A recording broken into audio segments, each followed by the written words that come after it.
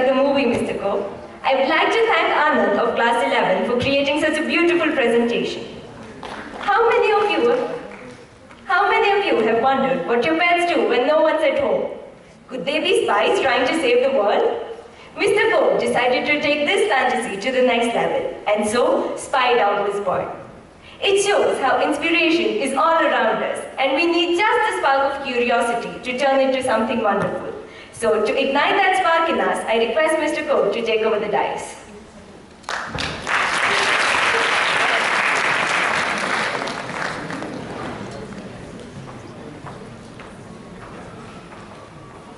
Well, good morning, good afternoon, good morning, ladies and gentlemen, boys and girls.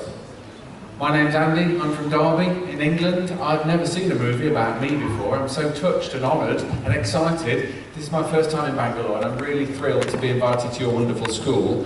And as well as being a children's author, and I'm really lucky that I've managed to sell lots of books and Spy Dog is doing really well, it's not that I want to talk about today, because I'm also a scientist.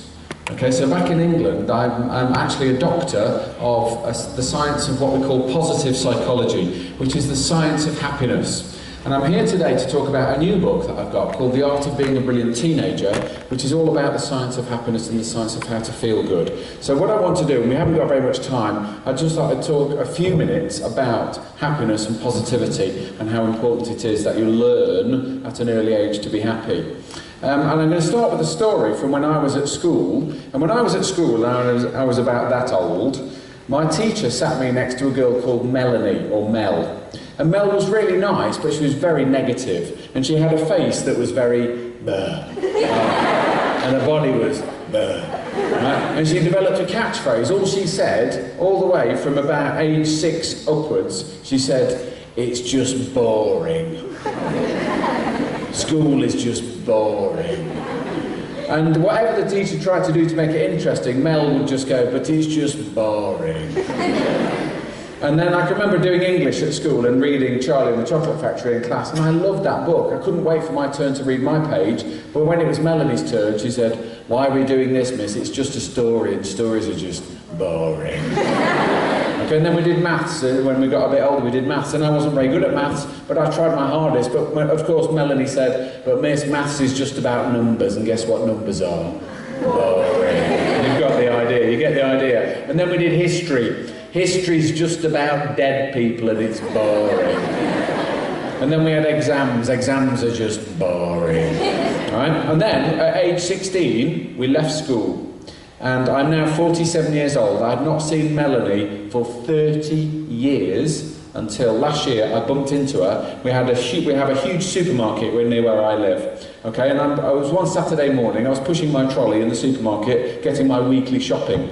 And I looked across the other side of the supermarket, and there was a woman about the same age as me who looked just like Melanie from school. But it's been 30 years, boys and girls, I wasn't sure. So I kept pushing my trolley and looking at this woman. And Melanie was over here with her trolley, pushing her trolley, minding her own business. She must have looked up and seen me and thought, "Oh, that looks just like Andy from 30 years ago, but I'm not sure." So she kept pushing her trolley and I kept pushing mine. And all the way around the supermarket, I looked at this woman and I couldn't help wondering, I wonder if that's my old school friend. And in the end, I looked at her and she looked at me at the same time. After 30 years, our eyes met. It was a really magic moment. It was a bit like,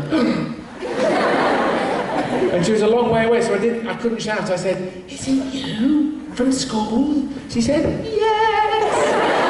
And it was very dramatic. We ran across the supermarket like this. And we had a mwah, mwah, mwah.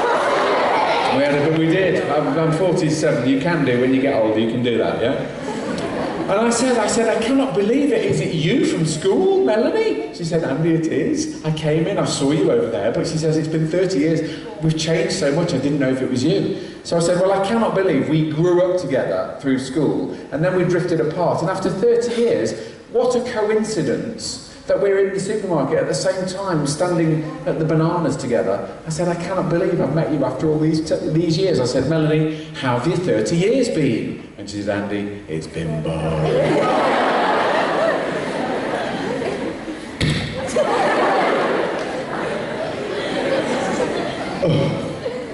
Okay, boys and girls, this is I've got a problem with that story. That story is in my book, okay? That Melanie story. And my big problem with that story is that it's absolutely true.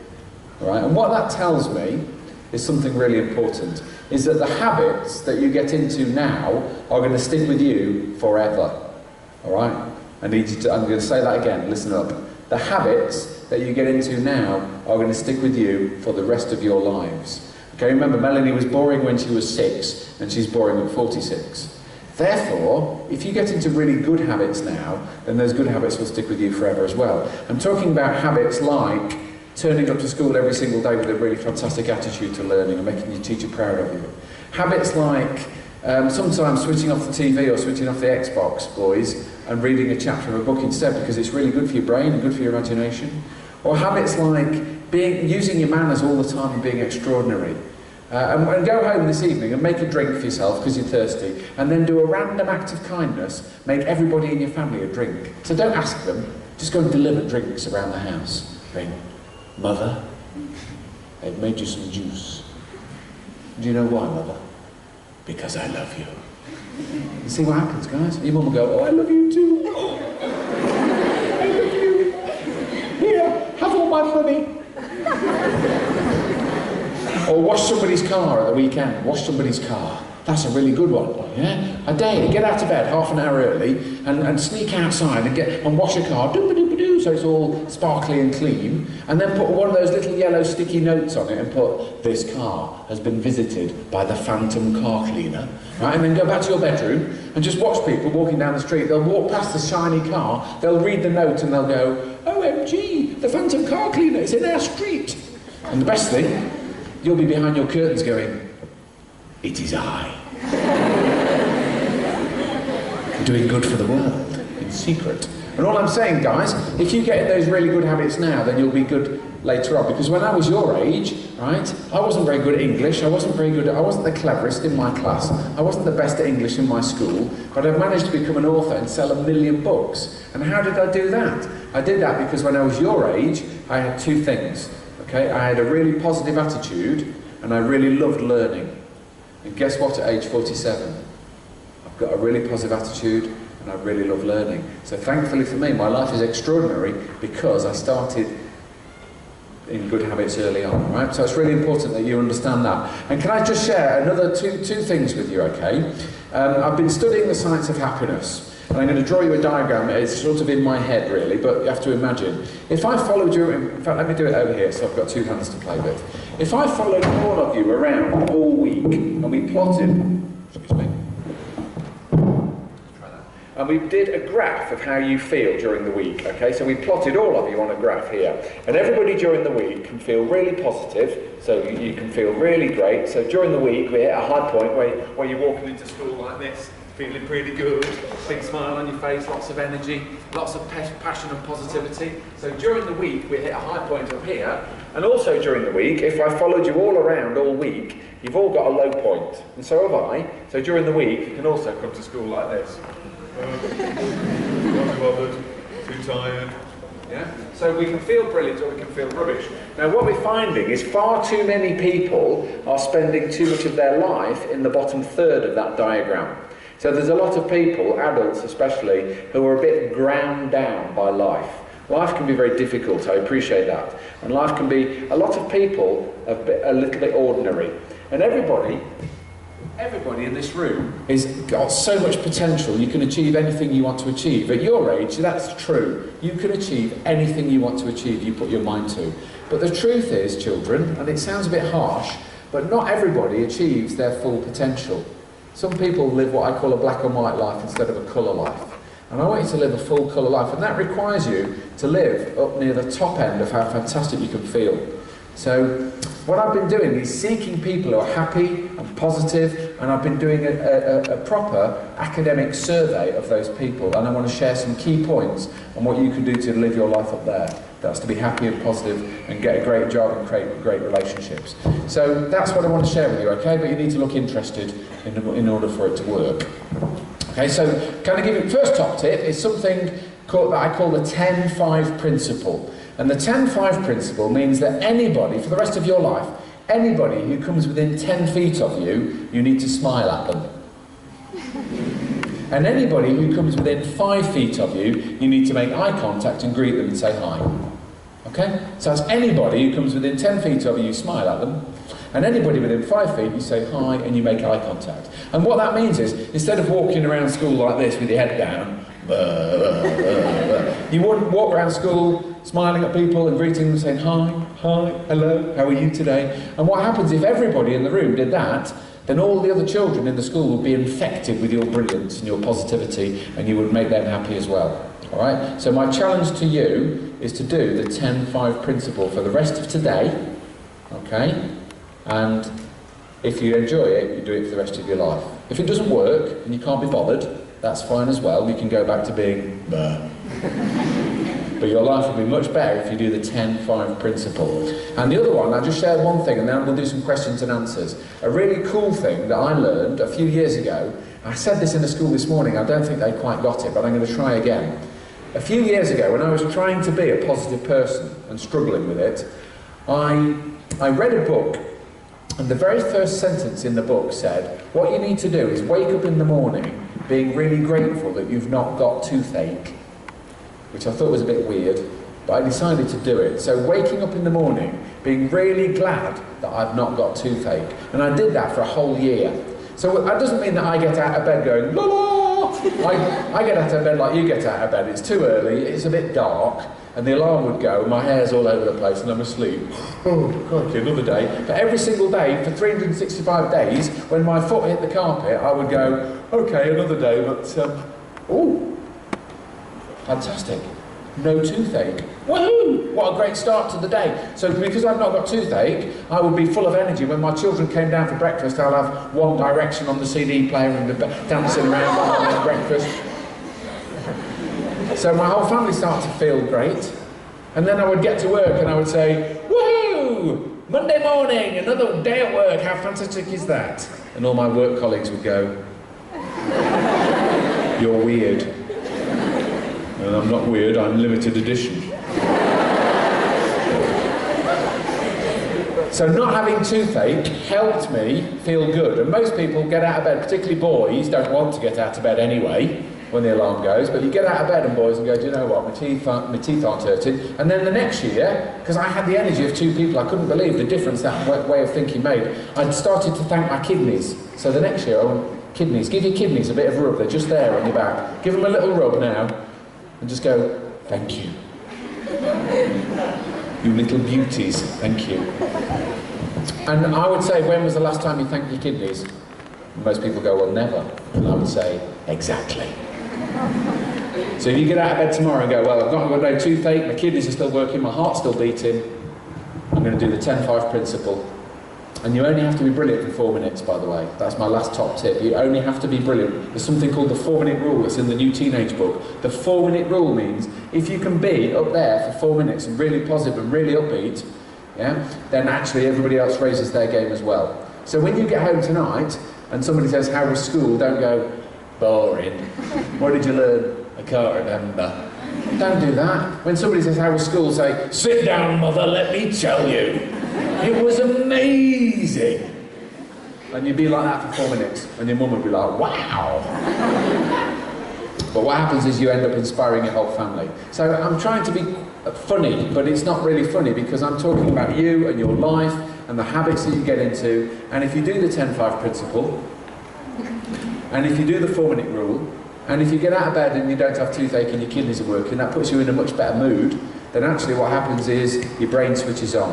When your brain switches on, you learn more. When you learn more, you get a great education. You know that when you get a great education, you've got a better chance of getting a great job, okay? So it all links together in the big scheme of your life. But it starts now. It doesn't start next year, or when you're 25, or when you're 35. If you can get in those really good habits now, then I promise you, it will change your life significantly for the better, all right? So I'm going to finish my little talk there. I will take some questions though, because we've just got 10 minutes left. So if we do some questions, I take questions on reading, on writing, about being an author, or about happiness. They're all my specialist subjects. So, but I'm only taking brilliant questions, I can't be bothered with rubbish questions. So if you've got a really, really, really brilliant question, put your hand up, that you ever wanted to ask an author, and I want to give you the best answer ever. All right? So questions, come on guys, I've got a couple of books to give away for the best questions, all right? Yes, sir. Good morning, sir. My name is Anand. Good to see you, sir. My question to you is, you started writing at the age of 37. Did you receive any criticism from your family and close friends at that age, or if yes, how did you cope with it? I describe myself, as it said on there, as an accidental author. I never set out to be an author, but I had an idea in my head. I was sitting actually at home watching a James Bond movie, and my dog was asleep on the floor here, lying on her back, with her legs all over the place, snoring. Right? So actually, for 2 hours over here, I had a super spy secret agent, and for 2 hours over here, I had the most stupid dog in the world. And while I was watching the movie, I was putting together the super spy and the rubbish dog. Spy dog. What if my dog was... So I got thinking in my head, and it was just a really random thought, is while I'm at work and my children are at school, what if my dog's out saving the world and having big adventures? So out of that slightly silly idea came the idea for Spy Dog, but I had the idea for about a year in my head before I dared tell anybody about it, because in case people thought it was a stupid idea. And even when I went out with my friends, or the men of my age, and I said, I'm going to write a book, and they all fell around laughing. They said, you can't write a book. And I said, well, how do you know that? They said, well, you've never written a book before. And I said, well, I'm going to try. And I went for it. I got off my backside, I switched off the TV, I cut down, and another big change that enabled me to become an author is I promised myself, for as long as I live, I will never watch more than 3 TV programmes a week. And that, all my success has come since I switched off the TV. I promise you guys, hand on heart, that I used to watch 200 programmes. So I'd get home from work and put the TV on and sit there till bedtime just going, as my life was ticking slowly away. Now I only watch 3 programmes a week, and that means while the rest of the world is sitting watching TV as their life is ticking slowly away, I'm getting on with achieving my ambitions. So I'm inspired by sort of putting that idea of like my pet dog and James Bond together, and then I just kind of went for it really. So I think being quite brave and courageous and working hard, there's a lot of hard work involved in whatever you want to achieve, guys. You've got to start working, you've got to work now. I mean, it is hard work. That's a great question though, dude. Sit yourself down. Any more questions? But only good questions like that one was. Good questions. Come on. Over that side. I've also learned that boys and girls have got different brains, by the way. As a scientist, if I sliced a boy's head down the middle and a girl's head down the middle, they've got different software here, and generally girls have got better software. Yes. Good morning, sir. My name is Sanjana from class 10C. Hello. My question to you is, who are you most emotionally attached to? Who am I most emotionally attached to? Yes. Ooh, well, obviously my children. I am incredibly emotionally attached to my children. And I think all parents are. And guys, I would say, you know when your mum and dad are talking to you and you think they're talking a lot of rubbish? Really, they're not. They absolutely do know what they're on about, and you should always respect your parents. We're having that conversation in the car on the way here. And so I'm really emotionally attached to my wife and children. That is my life, really, ultimately. But do you know what the best thing about being an author is? I'm quite emotionally attached to you lot, because being an author can be quite a lonely thing, because you sit in an office with a laptop writing a story. It takes weeks and weeks and weeks of sitting on your own writing a story. So actually, to come to India and come to a fantastic school like this and meet 300 children, my knees are shaking, I'm so excited. So, I don't know, was that a right answer, or was that was the truth? Was that the answer you were expecting? Yes, sir, that was it. Cool. Thank you. Cool, thank you. We'll do one more then, one more question, then I'm going to tell you one more thing.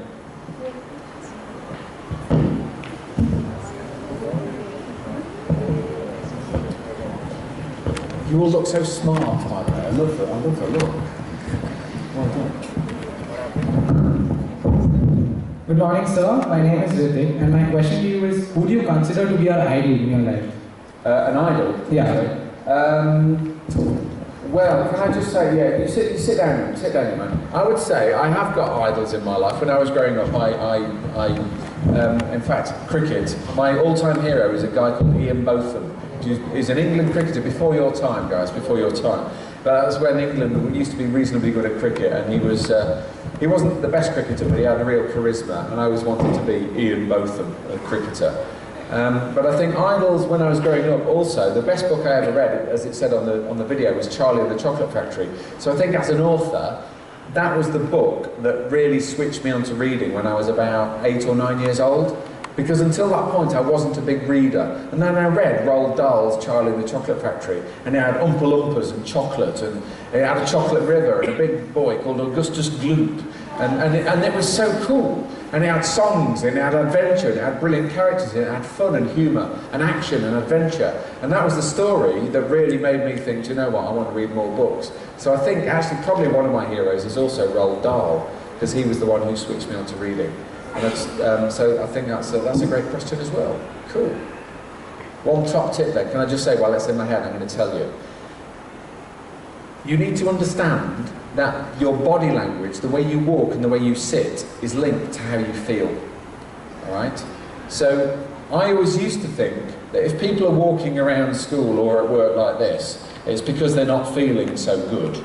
And actually, it's the other way around. You're not feeling so good because you're walking around school like this. So actually, if you want to feel really great, you need to change the way you walk. And you need to walk tall and walk with a little bit of a spring in your step and the 10-5 principle, smiling at people. And I promise you, if you walk to school or you walk in and around school like this, before you've even opened your mouth, your brain's going, wow, I'm feeling good today. And the only thing you've changed is you walk. All right? So just sit for a second like you're bored. Just sit like you don't care. Sit like Melanie would sit. So just sit like you're having a bad day. There. Now sit like your best self, sit like a superhero, sit like you really care about your education. And look at the difference, it's amazing. And the way you're sitting now, your brain's switching on and you learn anything. So actually, sometimes you need to change you and sit straight, upright, walk like you care, big smile on your face, and go for it, folks. The average lifespan in this room, by the way, is 4,000 weeks. So we live on average for 4,000 weeks. Now you lot, children, think that's really good news. You go, oh, 4,000 weeks, that's brilliant, woohoo!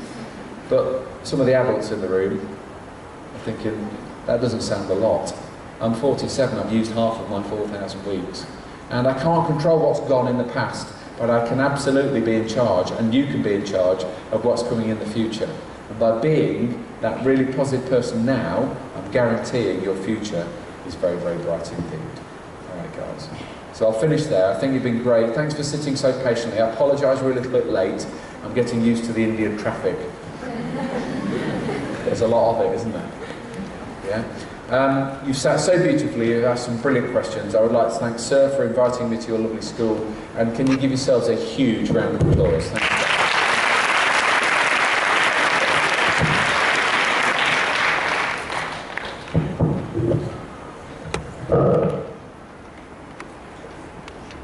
Thank you, sir, for that really entertaining and motivating session, and thank you, audience, for that wonderful interaction.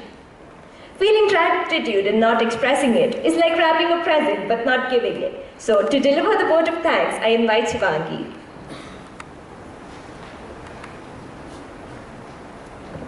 Respected Principal Sir, Vice Principal Ma'am, Honorable guests, Mr. AndrewCope, teachers, and my friends. It's my proud privilege to have been given the opportunity to propose the vote of thanks to our guest speaker, Mr. AndrewCope. Your visit to our school has aroused tremendous interest for reading in every individual. I'm grateful to our principal sir and teachers for providing us with a chance to have a session with you today. And I'm thankful to you, sir, for spending with us your valuable time. You are definitely an idol of inspiration for those youngsters who are unsure of bringing their thoughts and imaginations alive. Your words have pulled out the talent of writing which dwells deep inside each one of us. Maybe one day we too would describe ourselves as accidental authors. Your life and visions will surely serve as a guiding light for all of us. Having you here made us discover the sides we never knew existed. I hope you enjoyed the time with us, sir, as much as we enjoyed it with you. I would like to conclude by quoting lines said by Roald Dahl. So please, oh please, we beg, we pray, throw your TV sets away. In its place, you can install a lovely bookshelf on the wall. Thank you, sir. Thank you, one and all. Thank you, Shivangi. I would like to end this program by saying that logic can take you from A to Z, but imagination can take you everywhere. So keep your imagination alive and nothing would be impossible. Thank you.